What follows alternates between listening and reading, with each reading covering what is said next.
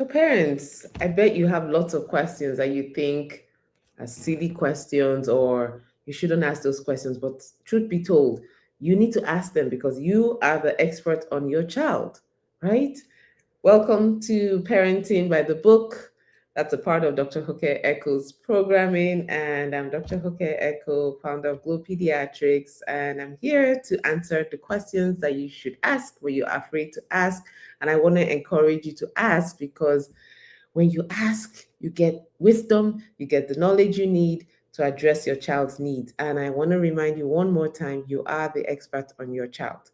So, first question up is screen time helping my child regulate themselves or making things worse? So the answer to that is it depends, right? So in our practice at Glow Pediatrics, we talk a lot where we talk a lot to parents of children who have been diagnosed with ADHD and autism, or parents, or even parents of children who haven't been diagnosed yet and are still in the process. So with our parents of children with ADHD and autism, I usually will say, please, as much as possible, that we want to decrease the amount of screen time your child watches because children with ADHD and autism can hyperfixate on shows and insist that that's what they need to watch over and over and over and over again, which can become a form of self-soothing or regulation for them.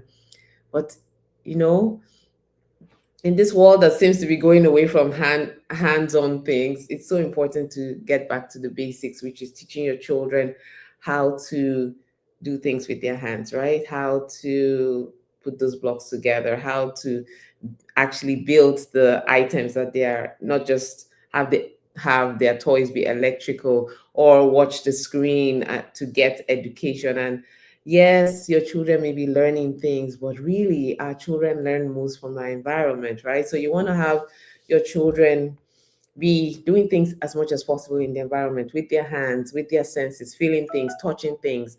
That helps definitely. Um, and there's no parent guilt here, so I'm not here to tell you you're making things worse for your child. No. And even if your child is neurotypical, right?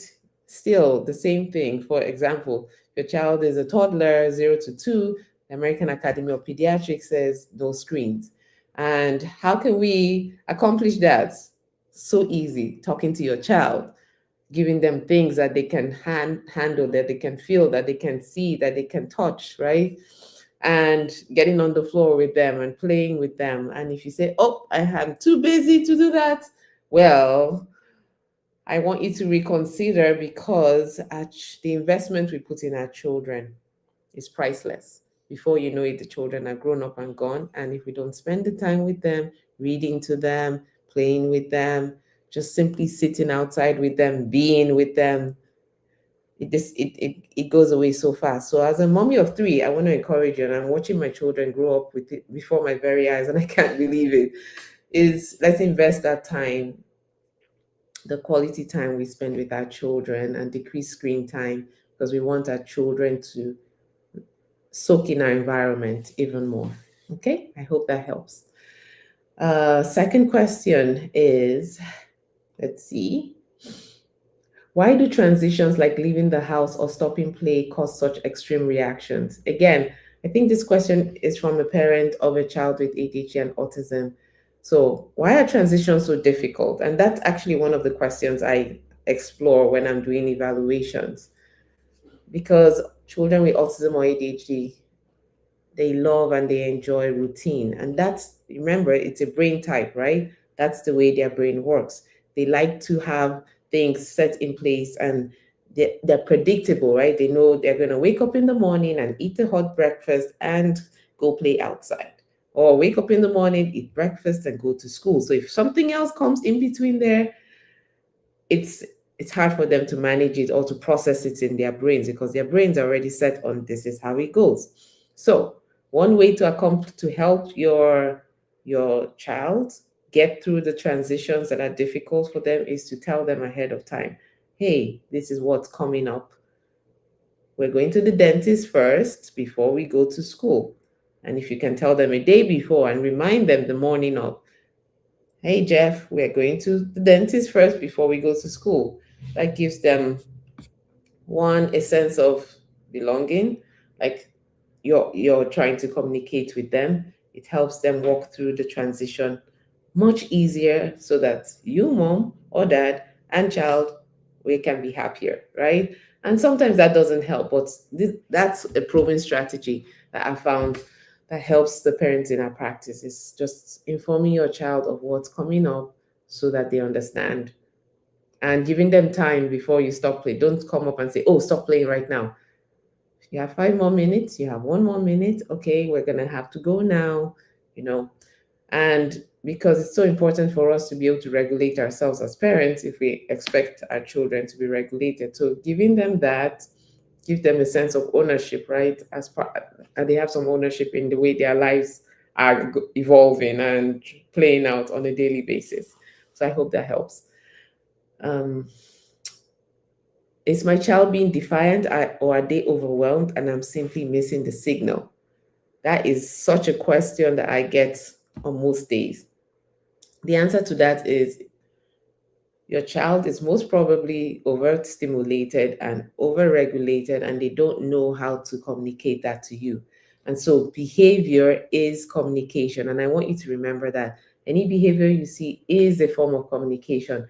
So, what can you do if your child is being defiant? Is now you understand that they are being overwhelmed, or they are overregulated. What are the things that you have found that your child that helps your child become regulated?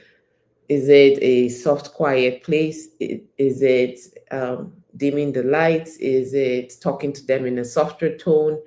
Because if we parents become detectives of our children, and we're able to regulate ourselves, then guess what happens?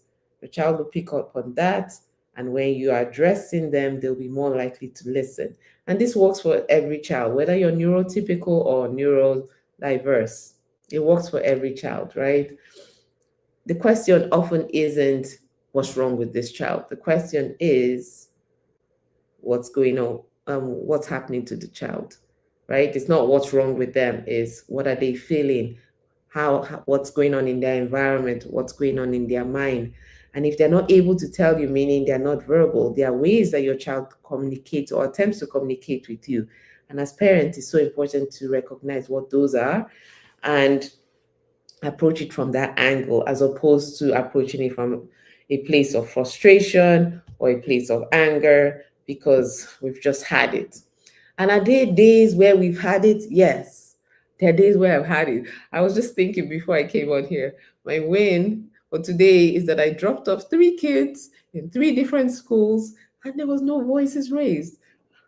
Proud of myself because sometimes the kids wake up and they're not really awake and just want to like stroll through the morning, but we cannot stroll through the morning when mommy has to get to work and when the school opens at this particular time. So it's just encouraging you parents again, is we start with us as parents to regulate ourselves. What are the ways you can pour into yourself? What are the ways that you can talk gently and softly and kindly to yourself, so that when you're addressing your child, they can sense that from you and you come across in a communicative way rather than an aggressive way. So, if you've enjoyed these or if you have further questions, please leave your questions in the comments. We'll be sure to come back and answer them. And at Glow Pediatrics, what we've decided to do is combine a parent-led communication program alongside nutrition and environmental care. So it's making it a holistic program for parents of children who have been diagnosed with ADHD and autism, or even if you haven't been diagnosed, but you have concerns about your child's, we're happy to be of support to you. And so just comment communication, comment nutrition, and we will send you the information that you need. But please subscribe if you haven't to the channel and turn on your notifications so that you can get more of this content. And please share this with someone who needs to hear this. And remember, you're valuable, you're seen, you're loved by God, and you're the best parent for your child. So take care and keep shining.